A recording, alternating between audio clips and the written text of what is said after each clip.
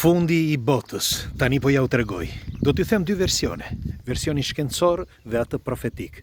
Ndiqeni me kujdes për të mirën tuaj. Kush është rastisht e t'i bëj like faqes dhe ju falemderit që jemi prerë këtu bashkë. Sinqerisht falemderit. Në vitin 2012, kur disa nga emisionet që realizova, një prej tyre që kishte arritur 1 milion klikime, në atë kohë ishte shumë, ishte pikërisht fundi i botës.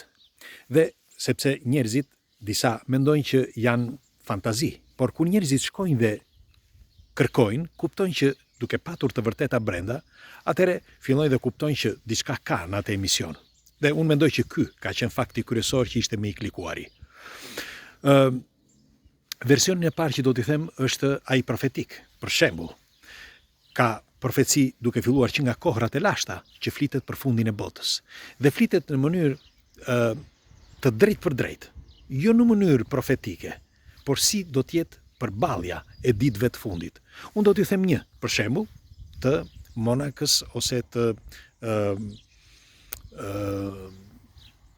Murgeshës të Drezdës, për shembull. Murgesha e Drezdës, që ishte një murgeshe viteve 1680, ajo thoshte që kur do të vi një ditë, dëgjoni me kujdes, do të vi një ditë ku ushqimi që do ham do t'jetë si helm. Dhe do t'jetë vetëm fillimi, sepse me kalimin e kohës, uji do t'jetë i qelbur. Dhe bimësia nuk do të lindë më si më përpara, sepse toka do t'jetë e qelbur dhe e kalbur. Më thoni në qoftë se ka të vërteta në këtë. Në atë kohë, këto gjëra nuk dieshin. Nuk dieshin që një ditë uji i pishëm nuk do të pihet më. Sot pothuajse të gjitha burimet nuk pihen më. Këto nuk janë fantazi, janë gjëra të vërteta. Pothuajse në të gjithë botën, ushqimi tani ka filluar që bën dëm. Çdo lloj ushqimi. E dini pse? Nuk është vetëm ajo që prodhon njeriu, pra ato pesticidet e të gjitha ato bullallë që të qedh, por edhe vetë ambienti, ajri dhe toka. Pra me kalimin e kohës po bëhet gjithmonë e më keq. Ky është një problem i madh. Nuk është se them unë, e gjeni gjithandej. Toka nuk është më si dikur, ka ndryshuar. Tjetra, ajo thoshte që do vi një ditë që toka do t'jetë kaq e kalbur, sa që do t'jemi të detyruar që t'i hedhim zolf brenda, në bërthamën e saj, për ta bërë që të rigjenerohet. E dini se çfarë është zolfi? Është pikërisht pra ai zolfi që ripërtërin tokën. Po, por problemi është ku do ta gjejmë? Ku do ta gjejmë? Tani, përveç kësaj, Isaac Newton, i cili jetoi rreth viteve fundi viteve 1600 dhe fillimi viteve 1700, ai përveç kësaj profecie, sepse mori dhe profecinë e Drezdës dhe gjitha profecitë e tjera më përpara, ai në mënyrë shkencore donte të gjente se kur do ishte fundi i botës. Dhe është çmenduri se çfarë bëri. Sepse për ata që nuk janë të informuar, është i pari shkencëtar që ishte jo i apasionuar, po ishte çmendur për të gjetur se kur do të ishte fundi i botës. Më falni, jo fundi i botës, por fundi i njerëzimit. Sepse toka, ashtu si që dhe njeriu rigjenerohet. Pra në momentin që do rigjenerohet toka, sipas llogaritjeve, do të vi një ditë që nuk do të ketë më ushqim për njerëzit, dhe do të hanë njëri tjetrin, do vdesin si pulat.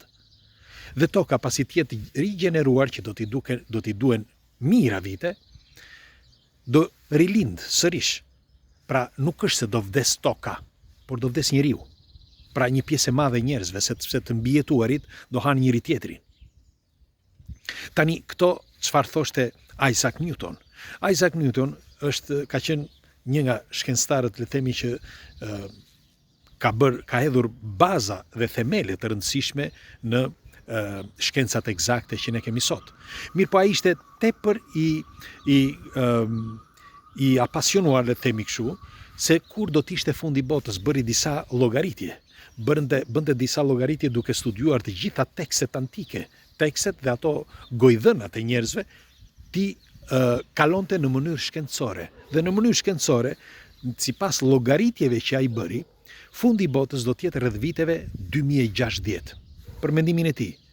Sepse nga ajo kohë ai thoshte që ishin rreth 1200 e ca vite, sipas llogaritjeve, që i bie që t'jetë rreth viteve 2060.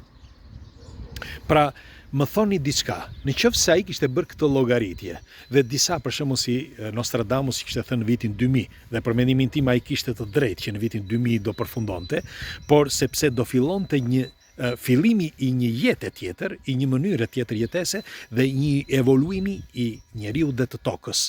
Në fakt, duke filluar nga viti 2000, ndodhen shumë gjëra të rëndësishme. Për shembull, për ata që nuk janë të informuar, në fundi vitit 1999, kur doli eklipsi i fundit i diellit, lindi njeriu me 3 elika në vitin 2001. Dhe pastaj, nuk ka pak kohë, lindi ai me 3 elika dhe tani para një viti me 4 elika, pra të ADN-s. Ky do të thotë nuk kishte ndodhur kurrë një gjë e tillë. Dhe duke filluar nga viti 2000 ndodhen këto gjëra, pra e tha në mënyrë profetike Nostradamus dhe ndodh në mënyrë shkencore.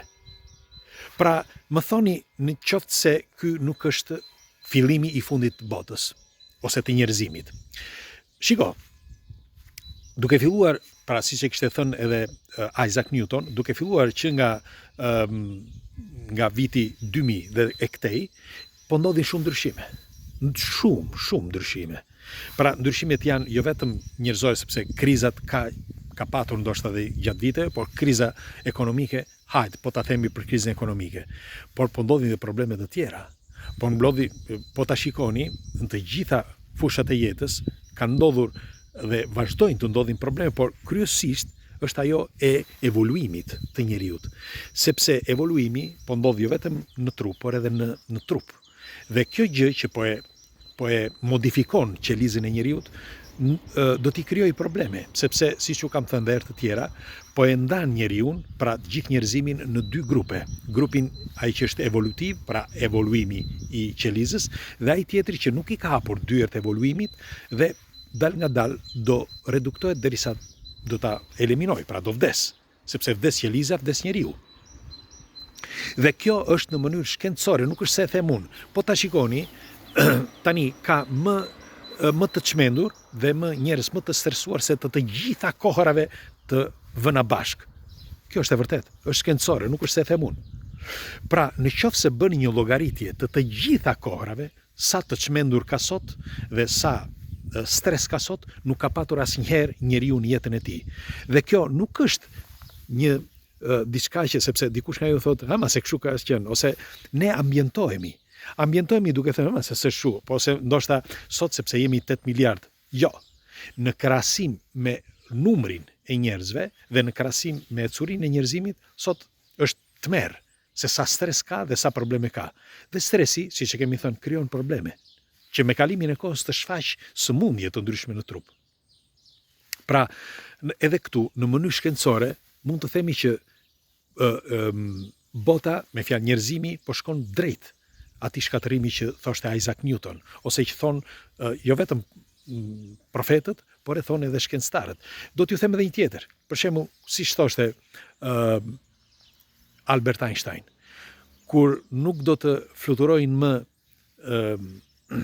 bletët, njerëzimi do t'i mbeten vetëm 4 vite jetë. Duke filluar që nga viti 2010-2011 deri tani, unë kam folur dhe me bletar, me njerëz që kanë blet, thonë që bletët po zhduken dal nga dal. Dhe në qoftë se ne, siç nuk e di pat apo jo, para 2 viteve u bë një konferencë e madhe botërore në Kinë, në Beijing, sepse është tmerr se si tani nuk ekzistojnë më bletët në Kinë. Atje sepse hedhin gjëra në ajër, okay, dakord.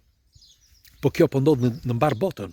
Po ndodh nga telefonat celular, nga ato antenat, po ndodh nga valët, po ndodh nga pesticidet, po ndodh nga gjërat që hidhen nga sipër, pra nga çdo gjë, edhe nga helmet që hedh njeriu gjithandej. Dhe në qoftë se nuk ekzistojnë bletët, njeriu merr fund, sepse si do bëhet planimi i luleve, si do eci përpara njeriu. Dhe po mendohet, siç ju thash në Beijing, po mendohet se si të bëjnë në mënyrë artificiale planimin e bletëve. Ta bëjnë me disa blet me një fjalë artificiale. Disa kanë hedhur para marramëndse me shifra stratosferike që të gjejnë mënyrën se si ta bëjnë. Por akoma sot nuk dihet. Po kanë bërë disa teste, disa gjëra, por nuk munden. Nuk është ashtu siç e bëjnë bletët, se bletët atë punë bëjnë. Pra, në qoftë se do zhduken bletët ashtu siç thoshte Albert Einstein dhe për 4 vite njeriu do t'i mbeten vetëm 4 vite jetë. Nëse janë zhdukur pothuajse 23% të species, pra të bletës, e dini se çfarë ndodh në 10 vitet e ardhshme? Zhduken edhe 25 të tjera përqind, ose 50%, mbeten shumë pak. Ato shumë pak nuk mund të bëjnë planimin. Dhe nga i moment fillojnë që të kenë probleme. Probleme në specie, probleme që mund të ndodh diçka që, ashtu siç edhe njeriu, një virus apo një diçka i zhduk të tëra. Dhe nuk mbetet asnjë. Pra, në bazë të llogaritjeve, pa ato që kishte bërë Isaac Newton, unë jam i bindur që në vitin 2050 o 2060 do ndodh diçka. Pra, brenda kësaj date, deri në vitin 2050 do ndodh diçka. Diçka e madhe po ndodh brenda, diçka e madhe po ndodh dhe ne nuk e kuptojmë. Nuk e kuptojmë sepse ne jemi të ambientuar, siç ju thash, ne ambientohemi dhe imitojmë ato fjalë që thot tjetri. Ama se s'ka gjë, se s'ka. Nuk është e vërtet. Stinët nuk janë mësi më përpara. Dielli nuk është mësi më përpara. Toka nuk është mësi më përpara. Njeriu nuk është mësi më përpara.